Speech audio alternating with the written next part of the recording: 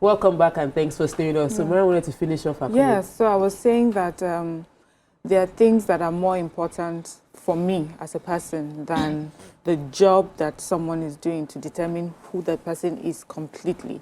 But also for me, finally, I have asked this question. What was the context of this conversation?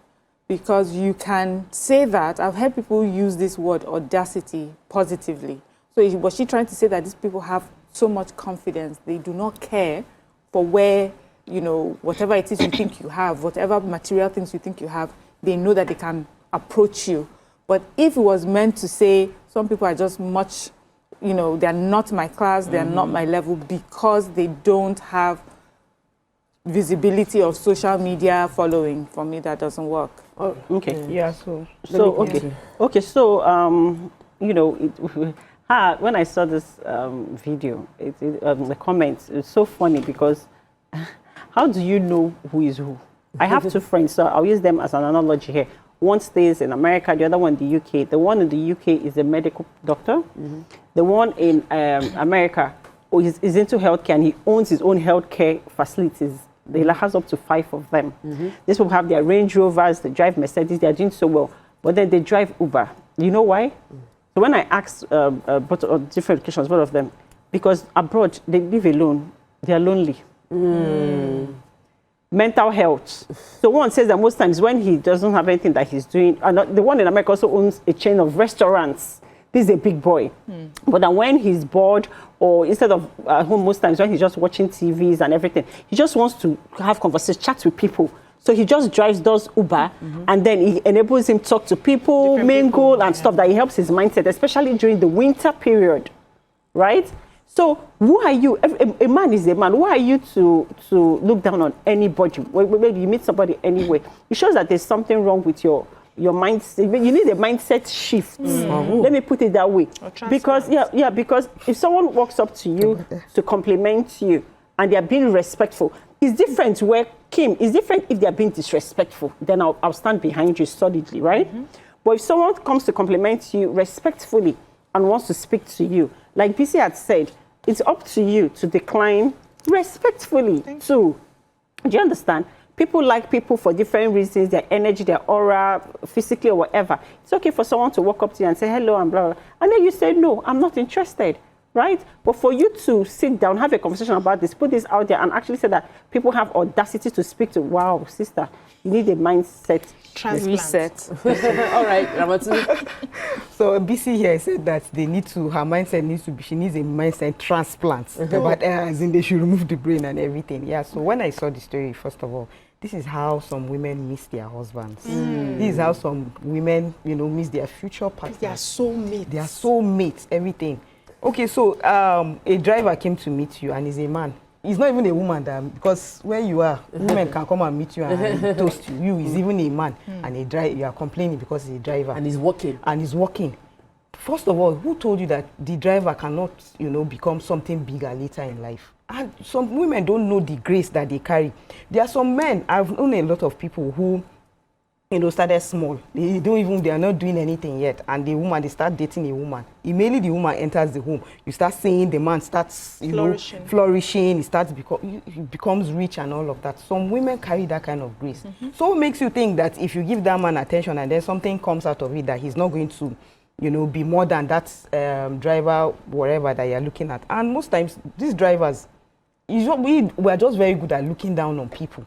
We don't need to look down on people. This driver may even be a rich person. It's just like what Amaka described, and he's just driving and all. So at the end of the day, this is what happens later. In later years to come now, she'll sit down and say, I don't have a husband and all of that. Look at it, they are all coming in different, you know. They are all coming now. They are coming now. You are busy there, you know, filtering. The real ones will come.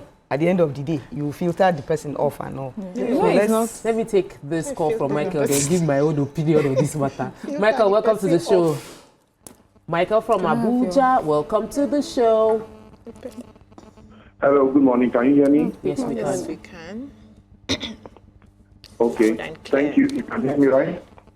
Yes, we can. Loud and clear. Just shoot. Okay, thank you. I'll just go ahead. I'll go straight into it. I know I don't have too much time. So thank you guys are doing a good job. Thank you. I want to just share personal experience about what you are talking about. You know, hello, can I go? Should I go on? Yes, please.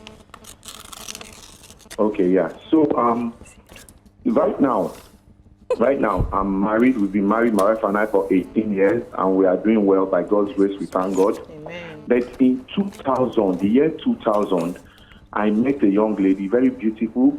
Of course, I was a bachelor then. I had a civil service job. My salary was about 32,000 naira. It was really small, even in 2000. But I approached her. We actually started a friendship. But she was high class, highbrow in Lagos, living in Ikoyi, very rich, you know. I eventually met her parents and everything was somehow fine. But I always got that vibe of, you are smaller than me in terms of financial capacity, which was true, which was really true. Eventually, I think 2002, she left for the UK for master's. She didn't tell me. It was her dad that told me that she has gone. No, I said, wow, okay. I didn't know. So can you give me a number? He gave me a number. We talked for a bit. But it was obvious that, come, guy, you're not in my league, you know. And that was how it ended, you know. But I really liked her. 2007, after I had met now my wife, she called me from UK that I'm coming back to Lagos. Are you still whatever? I said, well, I'm still single, but I'm in the process of getting married. Bottom line, she came, we met. She even met my girlfriend, who is now wife. Now, my wife and I are doing very well, by God's grace. My wife and I have traveled the whole world. We have passed that managing level. We are now really living well, by God's grace. We thank God. I don't know if she's married now. I pray she is. But the truth is, I would have married her. But my financial class then Did not match Don't let the relationship even start. So was Exactly. he on his own? But now I'm actually, by God's grace, a big boy. I like big, thank God. With all sense of humility, sir. Enjoy. Yes, with all sense of humility. Yeah. So I just want to put that story out there. I'll end here. Thank you for giving me the time. Thank you so much, Michael, for sharing your story. And it just rhymes with what I wanted to say. I believe that men should not be judged by their financial well-being. I think no man should be judged by his financial well-being. Men and human beings should be judged by their values, their intellect, and their values and intellect. For me, that's all. Like, you have the right values, you have the right character. That's the basis. Yeah. But if you are judged by your financial capacity, just like Michael shared the story of going from 32,000 to me and my wife have traveled, we are very comfortable. We are very comfortable.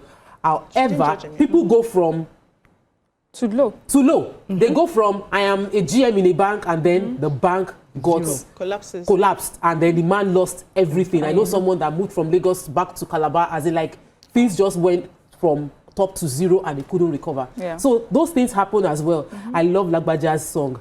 Like, now my right to ask you, now your right whether you go agree. Yeah. So it is the right of a man to ask a woman out. And any man that, regardless of his class, feels confident enough in his manness to ask anybody out is a man I will respect. Yeah. Can I add something? Because some people are so timid, they've allowed life to shrink their confidence into their bank account, and that is wrong. So that for me I feel like any security man that can toast, and any driver, anybody, any man that is not judging his self-worth based on his bank account is a man worth marrying. Reach for the stars. And is a man that can succeed. Because all you need to succeed in life is to believe in yourself. So if a man believes in himself enough to say, you are the wife, you are the daughter of Kiniko, or you are a celebrity and I ask you out, I'm like, this man, if given opportunity, he would shoot for anything and he will succeed. But that does not also mean... It's not guaranteed. That does not also mean that if I don't like you, I will follow you because you have confidence. Of course, but you will not be judging based on that. So men also judge. See, so the thing is about human beings. Men judge the most when it comes to picking who they want to end up with, right?